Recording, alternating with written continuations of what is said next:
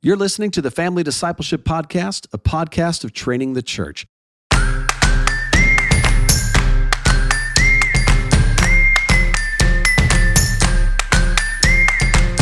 This tragedy hasn't caused us to pull away from God. It's caused us to draw closer to God. In fact, God has drawn us closer to Him through the loss. We have deeper trust and deeper confidence, deeper love.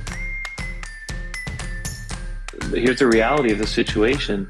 When your heart is most broken is exactly when your wife and when your children are most going to need your leadership. It's at that very point. And so you don't get to opt out. You don't get to disappear. We are very, very weak and very vulnerable, very earthy, dusty little creatures. And it's very, very difficult to grieve well.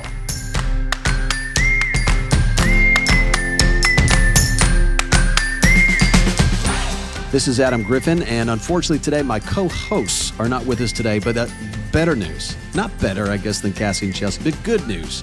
I'm here with author, theologian, husband, and parent, Tim Challies. How are you doing today, Tim? Doing well, thanks. Great. I'm so glad to have you with us. It is a high honor to have you on the podcast. I'll tell you, you would not remember this, but probably about a decade ago, one of the highest honors of my life. Because I'll tell you, Tim, I check your website all the time. I love your Kindle deals. I'm a huge Kindle advocate. I'm also, I love the a la carte work you do where you read the entire internet and then tell us what's worth reading, which I appreciate. About 10 years ago, one of the first blogs I ever wrote at The Village made your a la carte list, and I felt like I'd made it. I felt like this is the moment. I have written something that Tim, at least somebody who works for Tim, thought was worth reposting somewhere. So thank you for that. Huge vote of encouragement. Sure thing. Yeah, I should send a plaque for your wall or something with that. Gosh, you have no idea. I would hang a plaque. That would be awesome. But I appreciate all the work you do to curate content for us. But also, I want to talk today about things that you've created. You're you do a lot to curate content, recommend books. The things that you've created, the writing that you've done, and particularly the book I want to talk about today, it had a profound impact on me while I was reading it. Certainly, you do such a fantastic job as a clarifying theologian, as a helpful voice in many things, whether it's your blog or your books.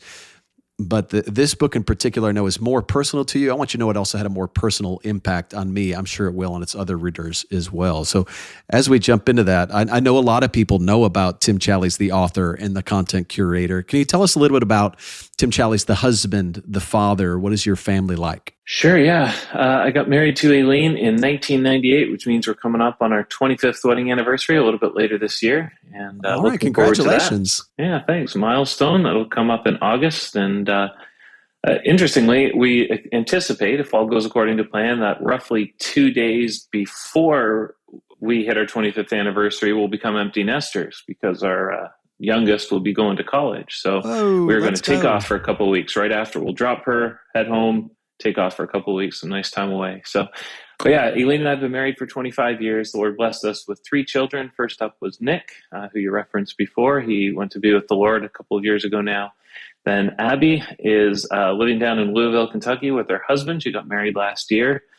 And she's in her junior year at Boyce College, where she's studying biblical counseling. And then Michaela is 16 years old, headed to Boyce in the fall, also to study biblical counseling. Wow. I'm sure you're incredibly proud. I'm sure your wife is as well. And congratulations, 25 years of marriage. You guys have done it well. Yeah, thanks.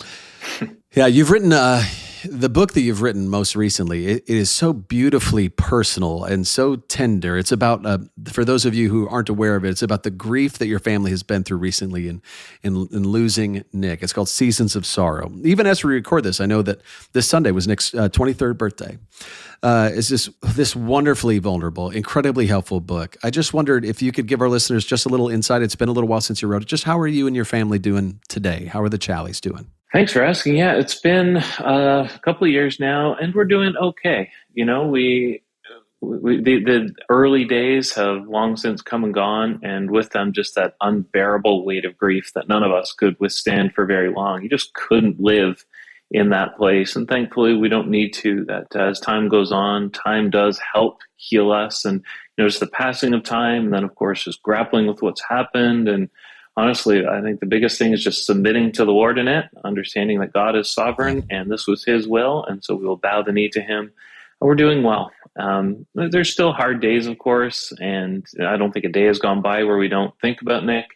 But no, we're doing well, and it's just what trips us up now tends to be occasions. And so, Abby got married back in May, and yeah, of course, it was hard to see our table with one seat too few, and to just very much sense Nick's absence rather than his presence, or the anniversary of his death or birthdays. Those things are hard, but other than that, we're doing well, and by grace, God's been very, very kind to us. God's been true to His every promise, and we're just so thankful. Yeah, I want to talk more about, because you do such a beautiful job in the book, really expressing theologically where you think and where you land and where you're grounded. And it's so helpful to those people who have or are grieving. And I want to talk about that more in a minute. But the way one of my favorite things in the book is the way you speak about your son, Nick. It's so moving to hear you testify to his faith, his calling, his godliness. I was overwhelmed as a father. You're thinking about my own sons, thinking about your family, what it must be like. I wonder, since as we get into this book a little bit more, and our podcast focuses a lot on spiritual leadership in the home, I wonder, as you reflect on Nick's life, what are some of your favorite memories about spiritual conversations with your son? I imagine it kind of oozes through the book, this proud father who saw this son following Christ. What are your favorite spiritual conversation memories of your time with Nick? Oh boy. Yeah, Nick and I talked a lot. He was a good conversation partner. And as time went on, he was always serious minded, but as time went on, he became more and more so, especially when he began Bible college and then began seminary. And honestly, it wasn't too long before he knew things I didn't. And especially when I never went to seminary, so he was more advanced in his theological education than I was. And I think some of my favorite memories are me calling him to ask his advice as I worked through Greek, as I was about ready to preach a sermon or something, and he would help me through it. And that was awfully precious. Other than that, we had some good talks about his developing relationship with the young lady who would become his fiance. And one of the things I did as a dad was really emphasize getting time alone with my kids. And so every Saturday morning, I would take one of them off for a breakfast at a nearby breakfast place, and just so many good conversations over that table between Nick and myself, and then of course the girls and myself as well. So I don't know that there's too many single memories that stand out, but more just 20 years of enjoying Nick and speaking to him about the little things in life, the unimportant things in life, but also those big things. Thank you so much for sharing those things. And in the book, man, there's so many quotes I wanted to pull out to ask you about, but this first one I want to ask you about is fairly lengthy, but I just love your writing, Tim. You have such a great way with words. Your book is so well worded. One of the things you say is that a wise man once said that the true victory of faith is to trust God in the dark and through the dark. I trusted God as He led me through daylight. I will trust Him now as He leads me through the thickest darkness. I may not be able to see the way I go, but I don't need to, because my eye is fixed on the one who's guiding me there. He's given me every reason to trust Him. He's given me every reason to have confidence that He will hold my course steady until the keel of this weather-beaten little boat has finally nudged against the shore of glory, and I am home. Man, so much of the early parts of your book, you point to your trust in God, your theological grounding in the midst of grief. Can you flesh out a little bit for maybe the family who doesn't have maybe that same just resolute, anchored faith? How is your theology? How does what you believe about God, how has it blessed you in the midst of these circumstances where I think a lot of parents might be tempted to blame God or despise Him for what's happened? One of the things my parents did well was providing theological instruction for us kids. And that was partly just them sitting us around the kitchen table. And make no mistake, we hated it. We complained about it. We fought. We made a mess of it. I mean, we did not want our parents to theologically instruct us, but they did. So part of it was that. And then part of it was through the churches we were part of. I grew up in the Presbyterian and in part the Dutch Reformed tradition, both of which take catechizing very seriously. And so, question and answer one of the Heidelberg Catechism, it just gets right out there. What is your only comfort in life and death? And so the assumption of the whole catechism is that we'll need to be comforted. And what is our comfort? I'm not my own. I belong in body and soul, in life and death, to my faithful Savior, Jesus Christ, is how it begins. And so that was the groundwork my family and my churches laid when I was young, just this focus on the goodness and the sovereignty of God. I belong to Him. My children belong to Him. We belong in body and in soul. We belong in life and in death. And so I had this deep grounding in that sort of doctrine that would emphasize God's sovereignty and God's character, God's goodness. And so when this great tragedy befell us, the only question was, are we going to enact our theology in that moment, or are we going to throw it all out? Has this ever been true? Because if it's never been true, let's get rid of it and let's just find something else to believe in. Or are we going to just double down and say, no, we believe this is true. We believe it's always been true.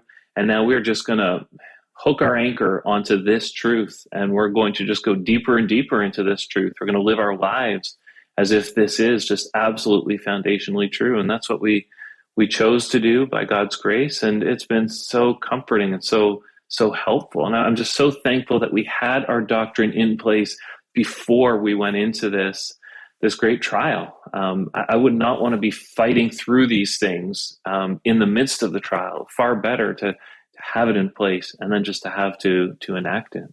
Yeah, I can tell you as a voice of experience who's been, not through what you've been through. I've had dear friends who do not follow Christ who've lost children. And I have very dear friends who do follow Christ who've lost children. And I'll tell you too, in particular, Steve Stegall is one of my dearest friends. He works with me at the church we work at. He lost his 4-year-old daughter this last year. Your book was such a blessing to him and his family. And I think likewise has really anchored, the word you used, just anchored themselves to that same theology, that same understanding. Of course, when you were probably being catechized, you weren't thinking, it wasn't even the realm of possibility that one day this truth is what you're going to need to hear and trust in the midst of that. And my friends who don't follow Christ, man, I've seen people, well-meaning Christians, try to share that theology of God's sovereignty in a way that seems trite and cliche to them in the midst of her. It sometimes really hurts. One of the things you talked about in the book is Paul in Romans talking about how all things work together for good, which to the person who doesn't trust Christ can seem like, how could anything like this absolute tragedy, how could this possibly be good? One of the things you say, the way you describe this verse, you say, God makes many promises, and the best of them are for our worst times. It's when we're struck down and very nearly destroyed that we most crave God's comfort, God's assurance, God's words of peace. Perhaps the most precious of all is this: all things work for good. And you say this is not to despise the dark days, difficult trials, and broken hearts, but it's through them that God does these works. How is it that the Christian can believe that there is good happening when everything seems so bad? Well, for that, we just need to go to the cross, don't we? We see the single most evil event that's ever happened in human history, which is the perfect, sinless, blameless Son of God being nailed to a cross. The people he had created rebelling against him, torturing him, putting him to death, treating him like a sinner, treating him like garbage, treating him with the utmost contempt. And yet we see from that most horrifying event in all of human history coming the greatest possible good in all of human history, which is God glorifying himself by the redemption of his people. So if we begin at the cross and say the greatest evil brought the greatest good, then we can look at lesser losses, the losses like the loss of a child, the loss of a spouse, or even the loss of a job, any of these things that are truly painful and truly horrible.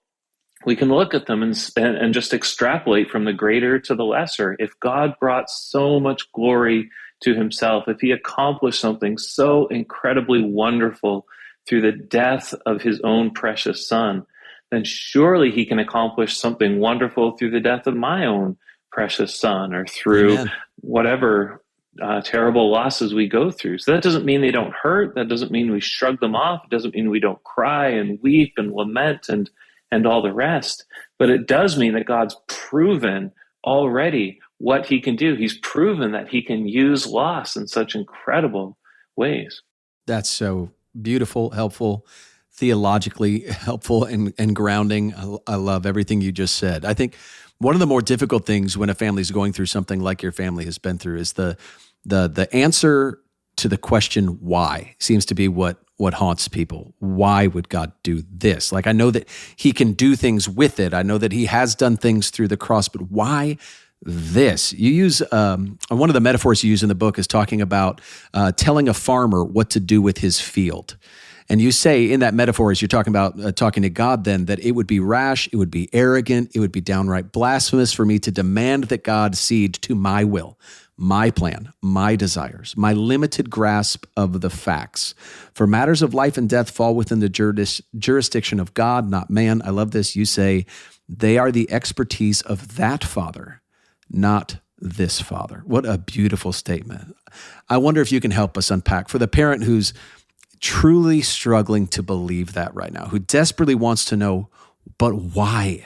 Can you offer a moment maybe of compassion, of empathy for that why question, but also how would you pastor someone who's in that moment going, hey, Tim, I believe what you're saying, but help me in my unbelief? Ultimately, God doesn't owe us and often doesn't give us the answers to our why questions. He may in the future. I think he probably will in the future, but we're so limited now. What we see and what we understand is so tiny just based on our tiny little minds and our finiteness and our specific place in time and space. We just can't understand the full why. If God is really doing in this world what he says he's doing in this world, and if his mind is so vast and his power is so strong, then who are we to really even understand it? I mean, we're the kind of people who fall walking up the stairs. You know, we're the kind of people who can't remember what we set out to do 2 minutes ago. We're not the kind of people who should have a great deal of confidence in ourselves to judge what God has done as being wrong. And so when we grasp our own smallness and we really believe in God's greatness, then we're in a position where we can just bow the knee to God and say, I don't see it. I don't get it. I don't understand it. I don't even particularly like it, but I'm just going to have to trust you with this. And if we're willing to trust God with our souls, which is what we do when we put our faith in him, surely we can trust him with our circumstances as well.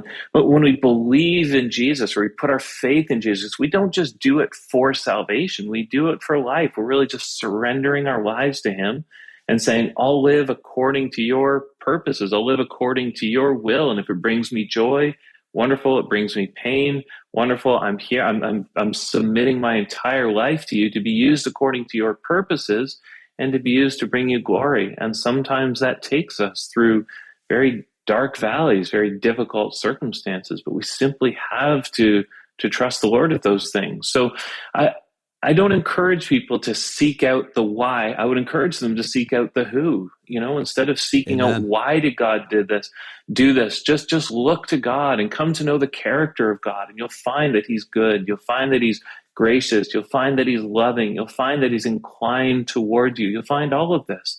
He has the kind of character that really begs and demands our full confidence, our full trust. I imagine much of what you said here, and even much of what you've written theologically in the book, you would have believed, you would have ascribed even before your family had to grieve Nick's loss. I want to talk a little bit about grief a little bit more too here in a second, but I wonder if now these truths that you would have already ascribed to, you already believed, you would have even already articulated probably just as well as you do right now. I wonder if how have the last couple of years maybe changed or evolved or maybe even matured these for you? And I wonder if that's made any difference in the way that you teach it or the way that you speak to a parent who's been through something similar. What's different now in the way that you espouse these beliefs than just what it was even 3-4 years ago? I mean, my kids learned French in school. Here in Canada, it's an option you have is to be in French immersion, to be immersed in French and to learn the language. And then one year we went to France and our kids were able to communicate in French. And so their knowledge, their understanding was tested.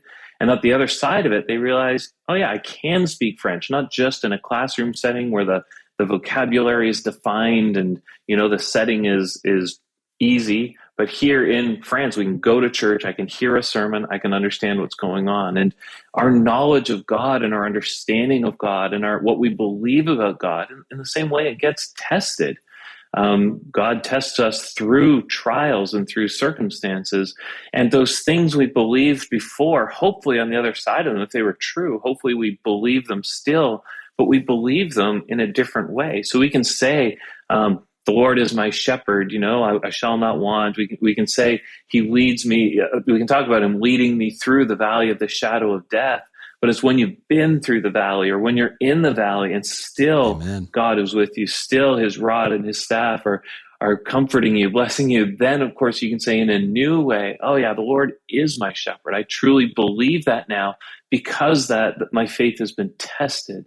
My faith has been proven. And even our confidence in the Lord, or even the existence of our faith gets tested through trial. So we can come through our trial and say, I really do love the Lord. That's been tested in the most profound way. And I know now that I'm truly a child of God in a way maybe I didn't even know before, because it's been tested. And on the far side of my loss, I love the Lord even more. And I think my wife, my daughters, myself, I think we could all testify. We love the Lord more now than we did before. This tragedy hasn't caused us to pull away from God. It's caused us to draw closer to God. In fact, God has drawn us closer to him through the loss. We have deeper trust and deeper confidence, deeper love. Well, you've already heard me say how much I love your book. This is not just gushing. I really was moved by it, touched by it. And it's saying something when I say that my favorite chapter, because I love so much of your book, but my favorite chapter in your book is the one called To My Son on His 21st Birthday. And this is when you write to Nick. You say things like, being your dad was truly one of the highest honors I could ever imagine, and outliving you is one of the deepest sorrows. I like tears are coming to my eyes right now just reading that line. How much is packed into that? How much love for your son? And one of the other things you say in that chapter is that God has used your death to help pry my fingers off this world, to make me long for heaven in a whole new way. I think that idea might be one, for any family listening to think about how, from what you have been through, how it has impacted you. You talk about prying your fingers off this world. What would you say to any family who maybe not right now is not even experiencing suffering, but what would you say to them about the attachments to our children and to our world that Nick has helped you learn?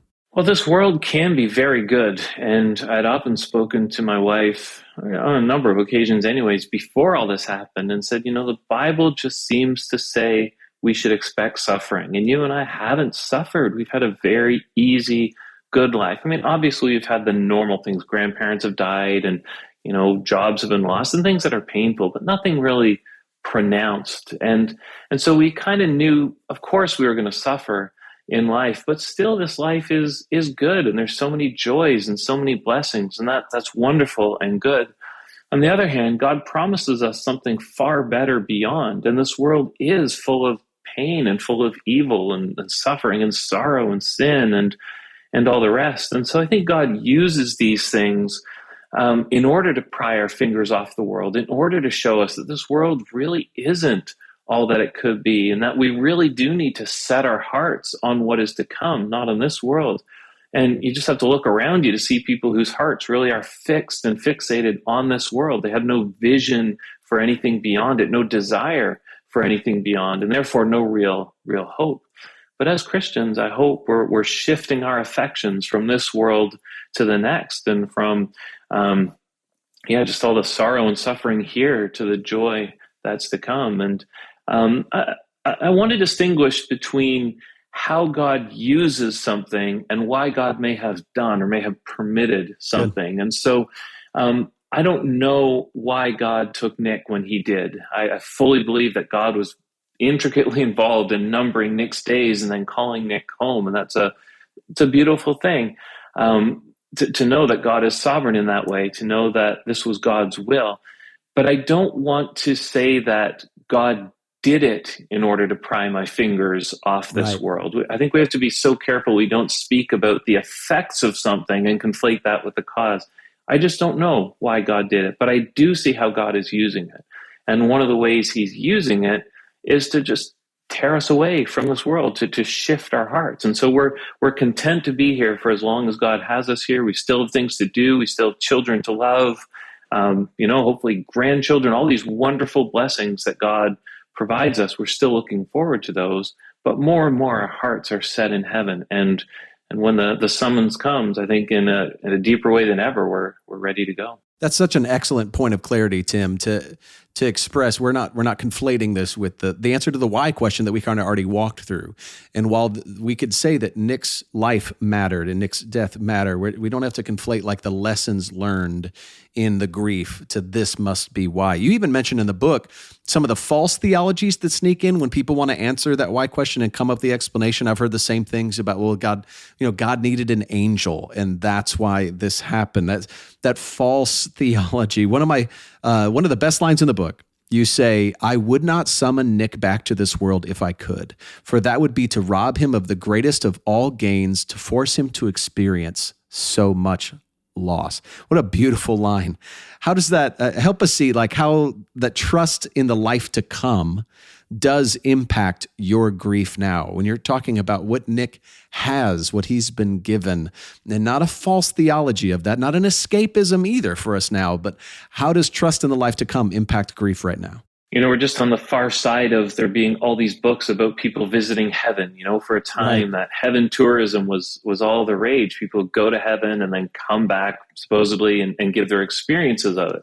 And of course, everybody's experience was totally different. Nobody had the same version of heaven. We could discuss that. But always in my mind, as I saw those books and heard those authors and all of that, was wouldn't it be so cruel to go and experience the joys of heaven?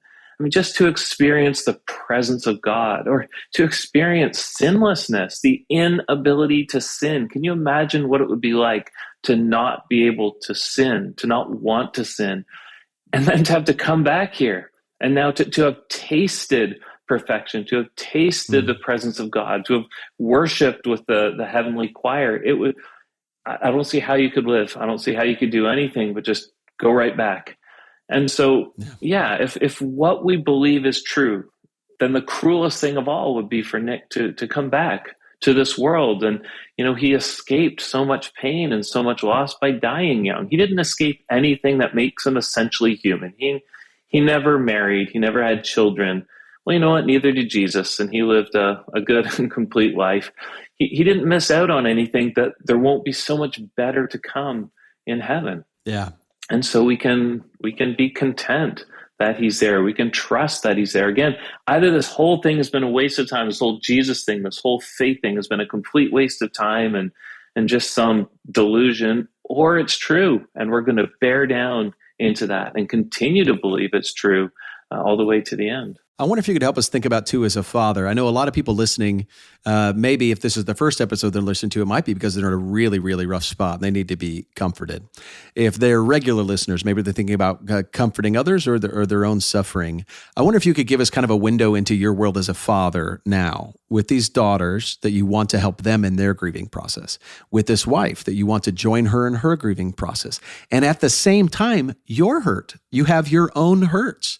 I know that's a big struggle for a lot of parents who feel like they almost have to bury their own grief in order to play the role of the adult in this situation, almost have to pretend like everything is okay in order to theologize or guide or whatever. You've been so vulnerable in the book and even in this conversation talking about your hurt, but also your anchored theology. I wonder if, as a father, how are you navigating leading your family, being a part of like, hey, let's do this in grief, and at the same time navigating your own hurt? Well, if you want to lead, you don't get to opt out at a time when leadership is difficult or when your heart is broken. And so as a dad, if you're the leader in your home, you're the leader in your home, even when you suffer tragedy and loss, and you don't get to tap out. And so even when your heart is most broken, I mean, here's the reality of the situation. When your heart is most broken is exactly when your wife and when your children are most going to need your leadership. It's at that very point. And so you don't get to opt out. You don't get to disappear. You just have to cry out to the Lord for help and continue to bless and lead and help them. And so I found, I guess just because I hadn't thought about it a whole lot, that, if we talk about love languages or something along those lines, there's grief languages as well, that a father is going to grieve differently from a mother, a man from a woman, a husband from a wife, and then, of course, parents from children. All these are different forms of grief. And we need to be very patient with one another. We have no right to demand other people grieve as we do, or at the pace we do, or with the timeline we do. We have to be so patient and forbearing with one another. And even as parents, you have to help your children. You may have to set your own grief to the side a little bit so you can be useful to your other children, and so you can help them with their less mature faith and less mature minds process what they're going through. So it's right here in your deepest sorrow that you're going to be most needed. That's so helpful. I know a lot of grieving parents too I've talked to who've talked about the blessing of having kids grieving differently, and a spouse that does grieve differently can be a blessing to you. We often talk about, when somebody's grieving, that grief is a form of love, that it wouldn't hurt if you didn't love them. And so I love what you said about love languages, that grief can not only be different for different people, but different at different times. You wake up one day and you feel ready to laugh, and the next day you are not. And that might be unpredictable for you. And we always tell people in the midst of grief, you have permission to grieve differently than each other. But I love what you said about being patient. You have to be understanding with one another as well, to be gracious towards one another, knowing that someone else is going to grieve differently, even if it's the closest person to us, the most loving person to us, and the person from whom maybe we want to be led or have compassion. So I'm grateful for that. Yeah, I think another thing one other thing that comes to mind with grief is that one of the tricky things is to work through, am I just feeling sorry for myself? Could there even be some sin bound up in this grief, or do I just need to set it aside right now? Is it just other circumstances in life? It could be any number of things, sleeplessness or hormones or whatever, and suddenly you're feeling things in a much deeper way. And do you need to work that through sometimes and say, you know what, I think there's other circumstances that are making this hurt so much worse than it otherwise would. And we are very, very weak and very vulnerable, very earthy, dusty little creatures. And it's very, very difficult to grieve well.